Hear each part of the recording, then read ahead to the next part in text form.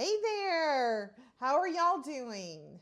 Today is my birthday. I am 52 years old, but my husband calls me 29. I hope y'all are having a wonderful day as well. And I say today, but I'm filming on Sunday and y'all won't get it till Monday, but you know. You say it's your birthday. I always love that song. All right, so we are going to get started on block 4 today. I know it's kind of the same piecing, and that's okay because this is really a skill builder. You're learning how to do consistent seams and matching up seams and excuse me, doing 4 patches, multiple half square triangles at a time, you know, all those good kind of skill builder type things. So today, I mean, this day we're doing block 4. We have 9 blocks in total. So what I want to encourage you to do today as part of the Skill Builder series is write on your patterns. I know this sounds crazy.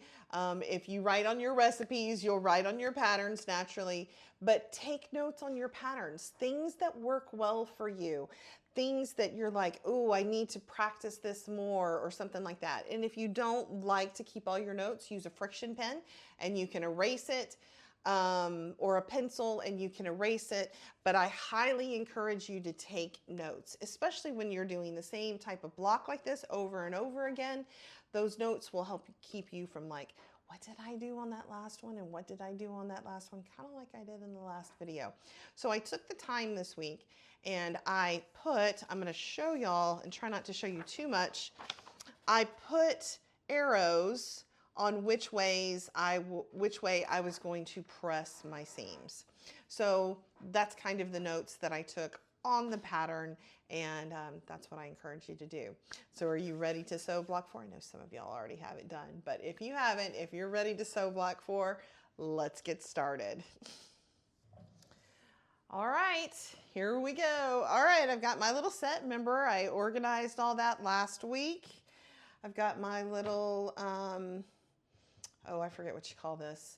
I have been, my thread has been really bunching. I probably need to get my machine clean. I've been sewing a lot. So I started using a leader to avoid some of that bunching. I've got my thread, I've got a bobbin. I think I have enough in there.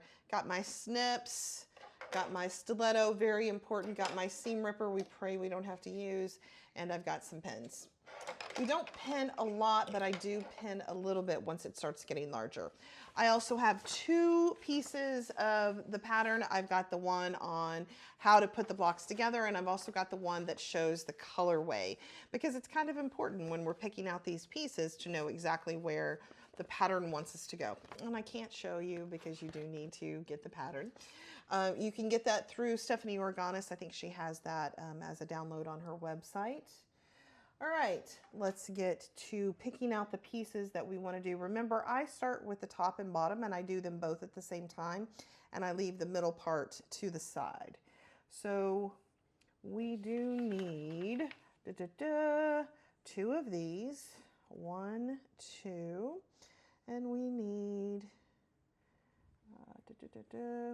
these 2, 1, 2. We're going to set that aside. We're going to set this aside. All right, so these are all the pieces that we're using. We're using this. That's the first one set. We are using all 4 of the 4 squares. And we are using... Let's get them all in here. We're using 1, 2, 3, 4 of these. This is the middle, the center. This is for the center, and these are for the center. Okay, so we're using these. And remember, the first thing I usually do are the faux flying geese. So we're going to start with that, faux flying geese. We are going to put them where it looks like a flying geese, like that. I'm going to line that up, and I'm going to do the same thing with the other one and get it prepped because, of course, I love to chain piece. All right, let's get started sewing. So how you use a leader is you just get some scrap, or at least how I use a leader is I get some scraps, some of the scraps that you cannot really use. There's different grades of scraps, but this is one that you can't really use, and I folded it over. It had the selvage on it, so I'm going to get it started like that, and then I'm just going to bump that right up against there just like I was chain piecing. And it did beautifully without scrunching up. We are using a 1/4 inch, and I still have not gotten my perfect 1/4 inch foot. I need to follow up with that. And it's my birthday, so I may do that today. All right, so we got those done. And according to my pattern, I pressed these seams open. So I'm going to go ahead and press them open for the next step. Is my iron hot? Yeah. I think it gets, on wool mats, it's better when it's hot on both sides and you have to start using it a little bit. I might want to run the iron over the wool mat before I press to get it hot like that. Get a nice flat seam. There we go. All right, so now we've got our faux flying geese, and we are ready to piece those together. We're using the background on that. And we're just checking the pattern to make sure, because we do put this different directions depending on which part of the block we're working on. So this one happens to go on the actual base of the flying geese side. And now we're going to, oh, I didn't use my leader, and look, it's kind of, I'm going to stop. It's really been bunching things up. So I'm going to take this out. Yeah, it started knotting on the back. Look at that. I really need to get my machine cleaned. But the problem is it takes it for a week, and I don't have a week right now. Last time I had it cleaned, I went away for a week, and that's when I got it done. Okay, pull those little threads out. Let's try that again with the leader. Okay, here we go.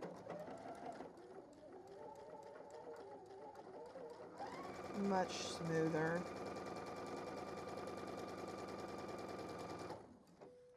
All right, let's get this one going. That little thread is bothering me. All right, make sure I've got the background going the right way. It's real easy to get mixed up. So just give it a quick look, and one will be noticeably darker than the other one. All right. Okay, so now we have those pieces sewn together. We will prep the other ones, and then we'll sew them all together. And then the top and bottom is done. It's getting quicker and quicker. All right, so according to my notes, I press this toward the upper background and let that faux flying geese kind of just lay real nice and flat. Okay, so we're going to press that. I like to press as I go, even when I have the big iron, because I use the little iron with y'all so I'm not up and down so much. But even when I have the big iron, I get up and down because I like things nice and pressed. I know some people finger press, and that works too, but it's my preference to go ahead and press it out fully. Okay, we're going to set these to the side for just a second. And now we're working on these. And we need to look at our pattern and make sure we have the right orientation. So for this one, we are sewing this way, because the outer one always matches up with one of the squares. So we're going to go ahead and start that. Get my leader in place. And that's how we're going to sew all 4 of these. We're going to match those ends up. That's how they all do, whether they're right or left. They match up. Yep, right or left.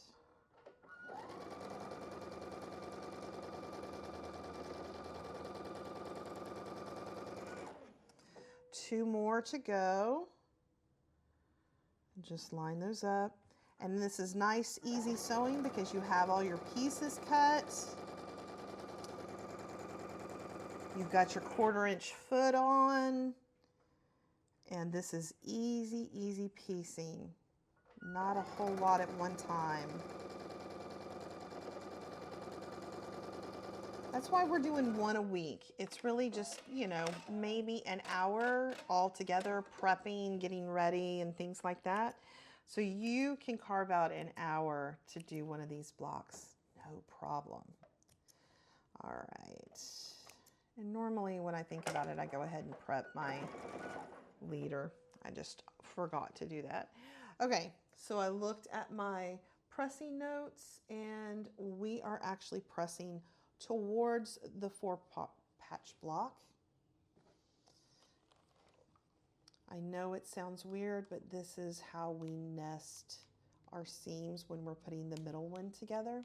And this is why I marked that down. I don't have to look. I've already got it. And we can just move forward real quick because of the notes I wrote in my pattern. It's your pattern. So write your notes. Again, if you write notes with recipes, how this didn't work, or you like to add more of something, say more chili powder, or you want to add cilantro to that chili, you know what I mean? And you add that note. It's the same thing for patterns. So go ahead and add those notes that make it easier when you're piecing these blocks, or cutting, or anything else in it. Okay, so these are all done now. Now we need to put the pieces together because we're pretty much done. All right, so this is the left-hand side, and it is going to get one of the faux flying geese blocks. And we're just going to line those seams up as best you can. If you need to put a clip in it, that's fine, or a pin. I'm going to get my stiletto to hold that seam down. Okay, that's the one. Now for the left side, it goes like this. Oh, nope, that's on that. We're going to do the bottoms first. That is odd. Oh, this is for the bottom.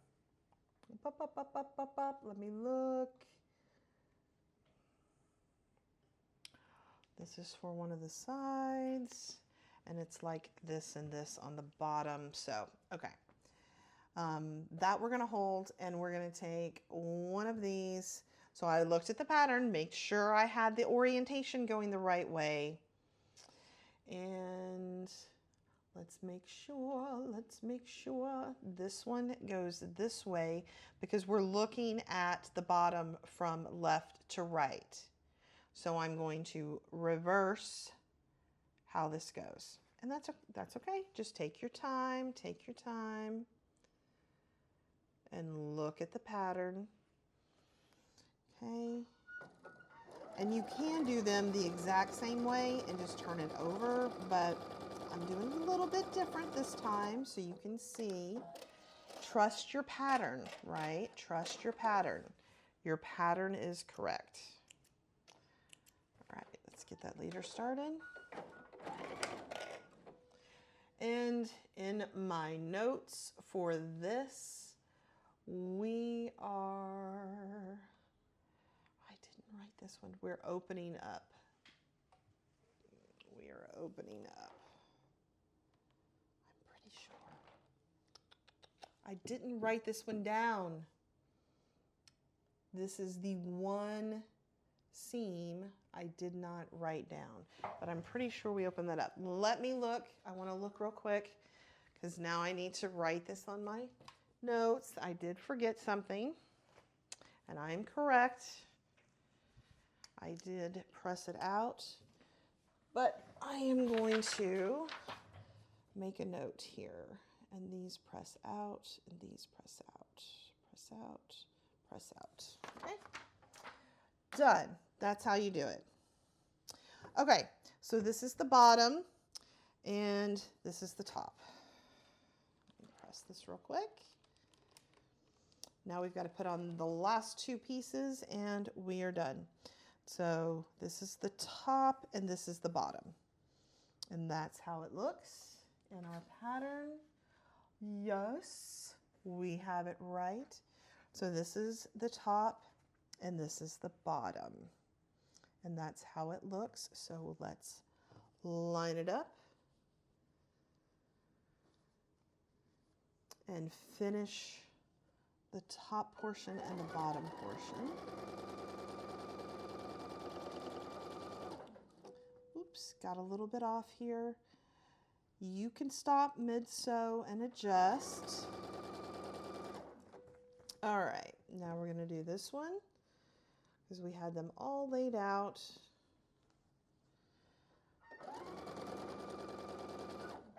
I'm using my stiletto so that flap doesn't come up.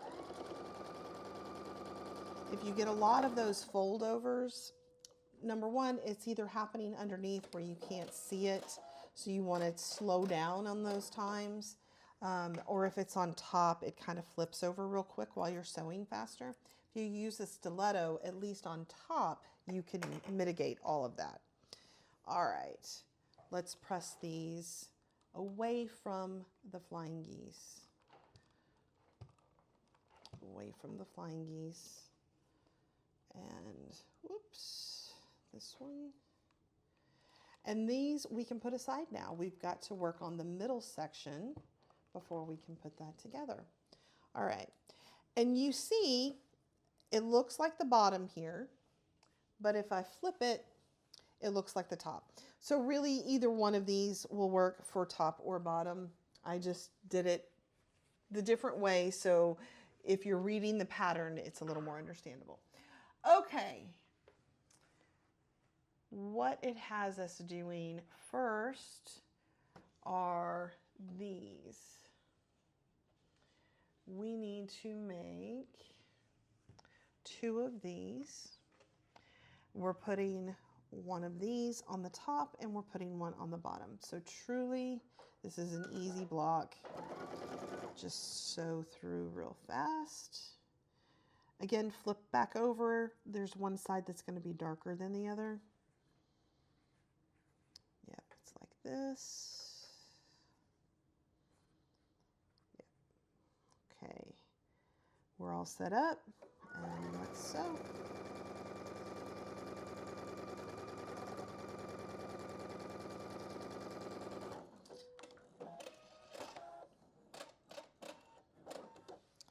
And I always trim too. I take the time. I do have a little, this, if I'm doing a lot of chain piecing, I can cut on the top there, but this is just one. It's not very much.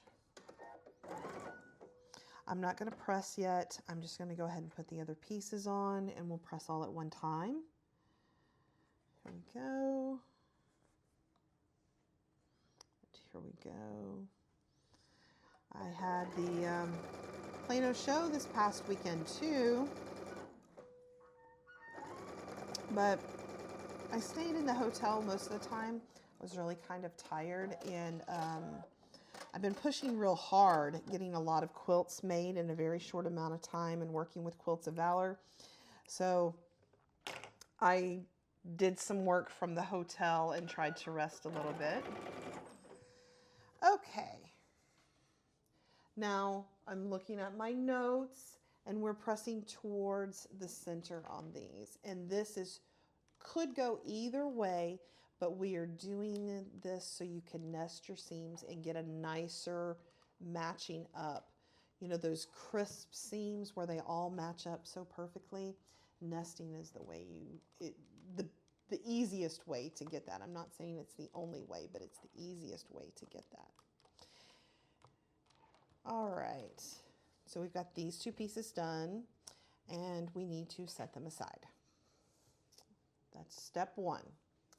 Step two is we're going to work on the flying geese. So same thing, we put them together. Did I do the wrong ones? I think I did. I think I did the wrong ones. But you know what? They are so close, I'm not going to worry about it. I don't know if it was the wrong ones or not. Anyway, just a smaller flower or something. Okay. They still have the base of the flying geese and the two wings, so we still put them together like that, even though the next piece is going to go on differently from the top and bottom. All right, let's just get these out of the way.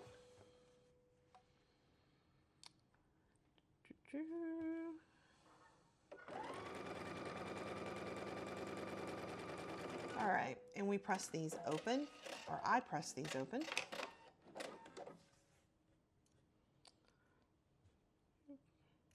Trim, trim, trim.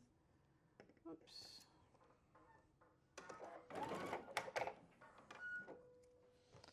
All right.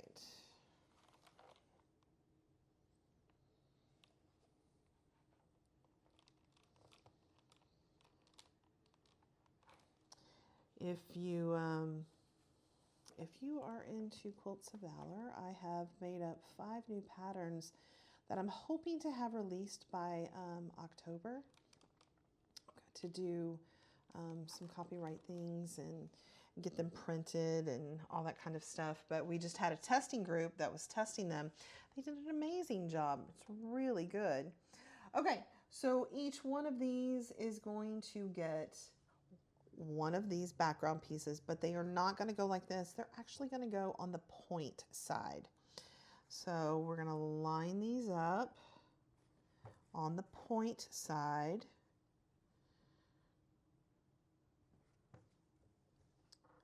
And sew them together.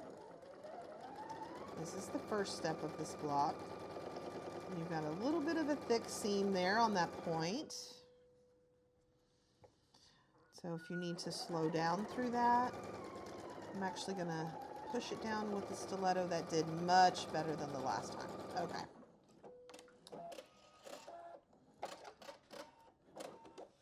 All right, and trim, trim, trim. Get that leader started. All right, looking at my pressing instructions, I am pressing towards letting that point naturally fall towards that background. It wants to go that way anyway. It doesn't want to be pushed back, and it would create a thicker seam. So we're just going to let that fall the way it wants to go. Press that out. Nice points. Cut off the point a little bit on that one, but I'm okay with that. It's a slight off point is better than nothing. So see, that one, it got cut off just a little bit. That one, it looks perfect. Done. And I'm not saying done is better than perfect. You know, if you want to take the time and get those points exact, go for it. I'm of a person, I'm okay. It's the imperfections that make it beautiful. So I'm good with it. All right. Now we are done with this, and we've got to face these out and face these out. And we are going to put one of these on the top and the bottom of each. So let's get that going. I guess it doesn't matter which direction they're facing yet. You're doing the same for both of them, both top and bottom.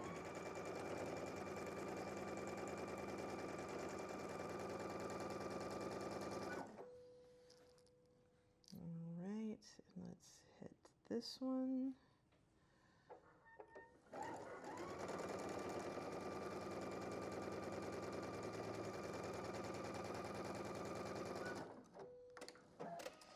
we got to put it on the other side. We're so close.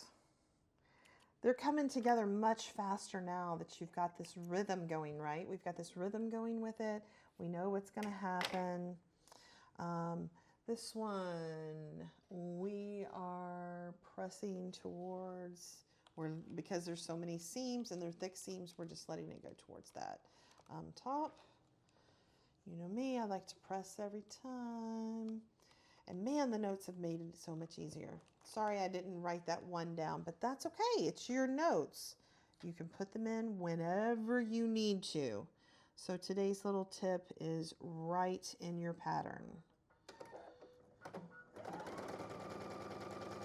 Because your notes you're going to understand, right? Your notes you're going to understand.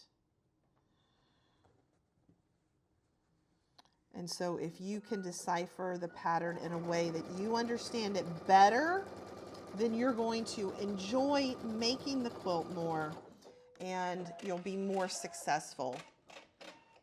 You'll feel better about it, right? All right. Because pattern writers, they do their best. They try to write to the most general population. And what I've known from the pattern writing that I've been doing and the quilts patterns that I've put out, it does not work for everybody. And I cannot write to everyone's thought process. I can write in a general way and then answer some questions here and there, update if I feel that it's important enough for the general population. So write on those patterns, make it yours. That's as pattern designers. I don't know if they all think this way, but I want you to take my patterns and elevate it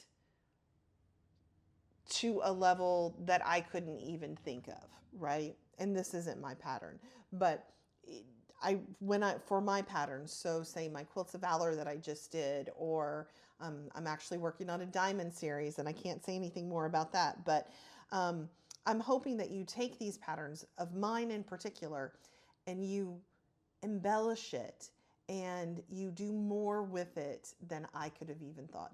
That means more to me than anything else. Okay, so these we are going to set to the side for just a minute because we've got a couple more things to do. So these backgrounds go to the top and bottom of this center section, and this is a directional center section, so I want the houses to go up and down. So when we're piecing together, we need to remember that, but this is just top and bottom. Top and bottom. There's the top.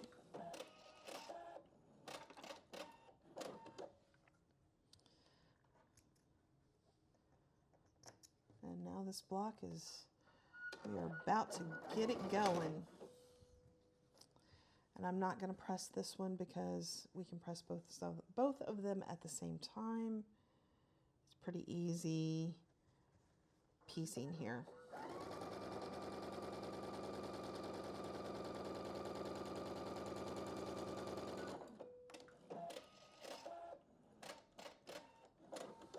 All right.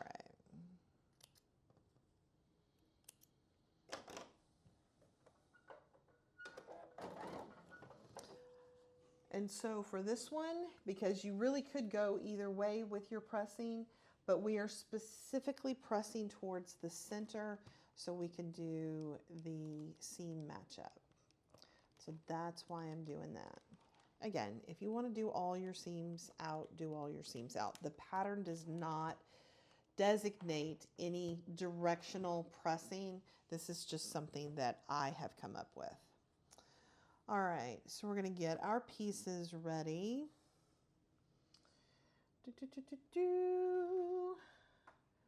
Now we can put this to the side real quick. We're going to press the iron or sew this together. This goes on the outside of the flying geese.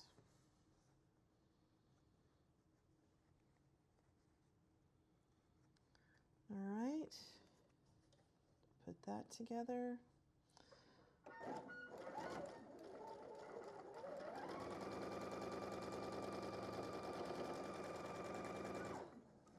we've got an open seam here, so I'm taking the time to lift up, make sure those flaps aren't getting pulled underneath. And I've got a flap that I want to hold down right here with the stiletto. It is worth the effort. Okay, so we've got our next one, and we're doing it on the faux flying geese side. Matching that up because I've had you press so you can actually match these seams up. And it looks beautiful. Okay, we've got a flat seam here. I want to make sure that's still flat. And we've got another flap coming into the sew, so I'll hold that down with a stiletto. And those just lay flat and beautiful. Okay, checking my notes to see which way we are pressing.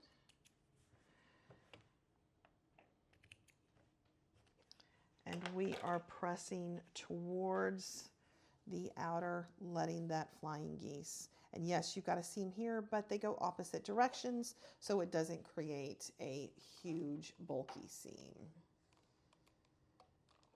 Some people even kind of twist those seams. So if you know how to do that and you want to do that, you can go for it.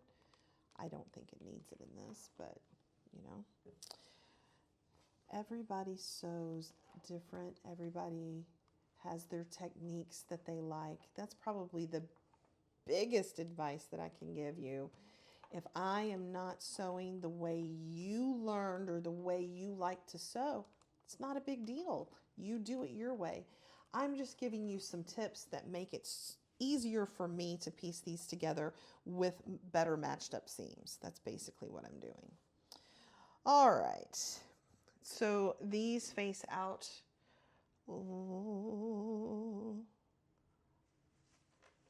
like this. I'm like, wait a minute, wait a minute. And that's why you need to take a second and make sure that you're going the right directions, because the last thing you want to do is get Jack the Ripper out. I told someone that I called it Jill, and they're like, that's not the same. Jill the Ripper doesn't work. I agree, it doesn't. All right, so now we're going to attach the center piece to this like this. You just do one side and then the next. I've got these two in my hand, so this is what we're going to start with. Okay, the way I had you press it, the seams are going to match up here, so you don't have to fuss with that a whole lot if you've done the pressing like I've suggested. All right. I'm going to adjust this just a little bit. It likes to get off, and I'm going to get my stiletto to hold that seam down. Perfect. Let's hope it keeps going this way, because we haven't had to use Jack the Ripper yet, like we did last time, and the time before, and the time before. But that just shows you, the more you do something, the easier it gets and the less mistakes that you make. I'm not going to press it right now. I am going to sew this together, so I'm making sure that it's going the right direction. The flying geese are facing out. Okay, there we go. Again, we have pressed the seams going in different directions so you can nest them very easily. Okay. We've got a couple of seams you need to hold down here. Let's move this a little bit. All right, we got everything going now.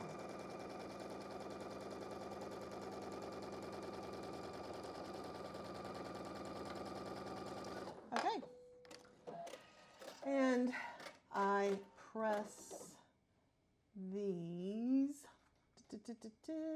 towards the center. These seams I press towards the center.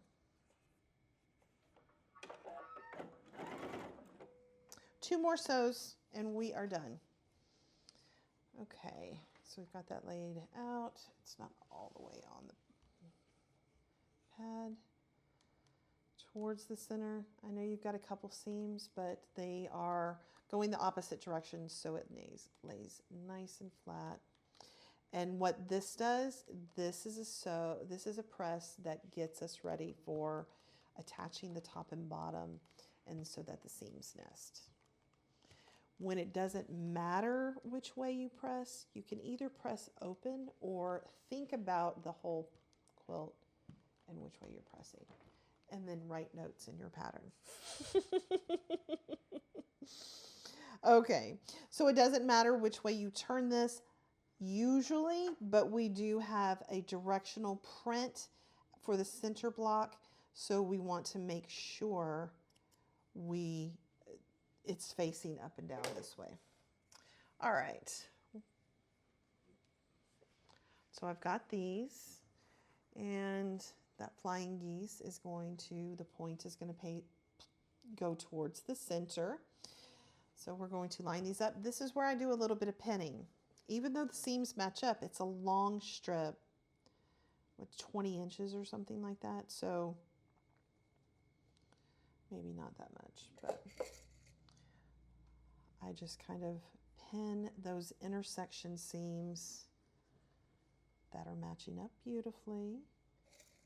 Just keep them matching up beautifully.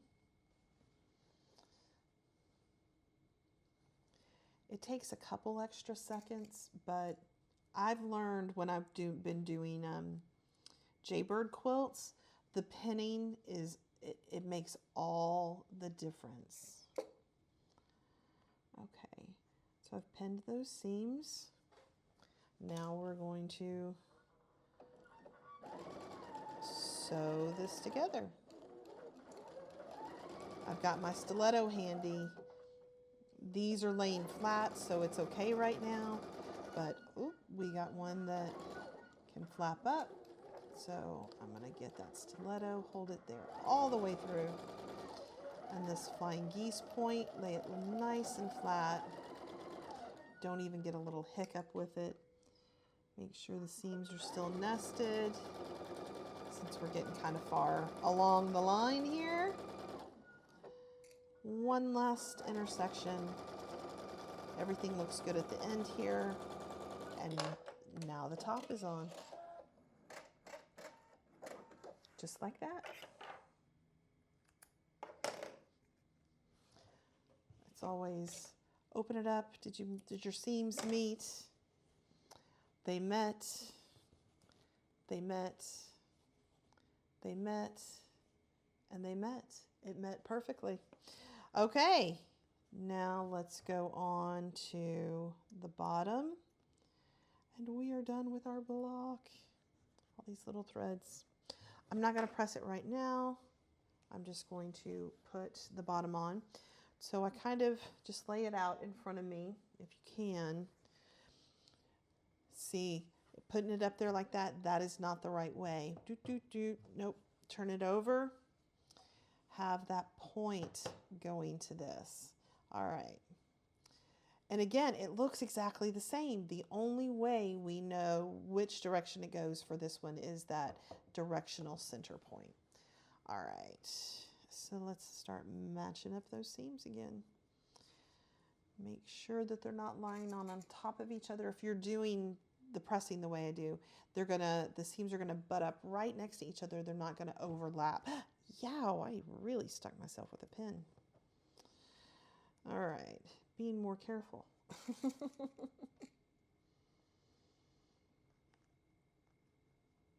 All right, there's that.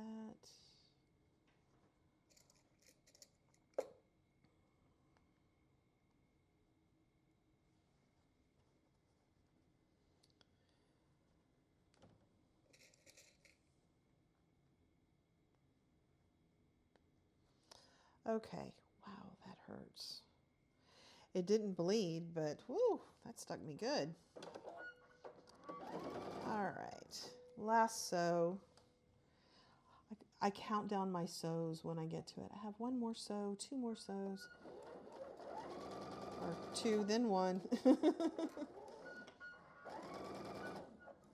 my stiletto ready.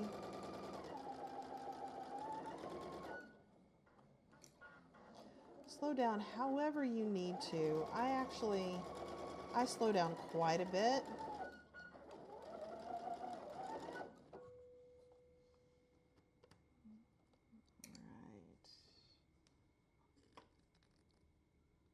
This one's a little wide, but I have it's almost like a walking foot that's on all the time. So that helps those little bumps. It's called IDT. A lot of the machines have them now.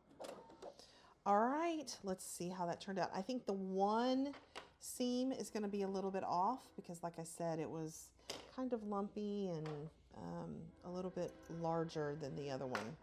So there's that one, looks great. That one looks great. And this is the one that I knew would be off just a little bit, and it is, but that one looks great. Overall, very, very happy with it. Let's press these out. In looking at the fabric, I just want to press that top one down into the center. It looks like it's just got a lot of heavy seams, and I think that I would just like it to go down. And it doesn't really matter because you've got sashing, so you can press these however you like and makes sense for you. I just like it. I like the Flying Geese point to lay flat. It doesn't have to, but if you've gotten a good point on it, I've pushed it back and I've laid it flat, and I just like the bulkiness more than keeping the point. I think if it's a good sew, you keep the point whether you fold it or not. But for these purposes, it just lays flatter. All right, there is your block. Making sure I have it the right way. I'm going to turn off my iron because this is all the sewing I'm doing on my birthday today. I'm going to go home and do a little bit of relaxing and have some fun with my husband and child. All right, here is the final block. It looks so pretty.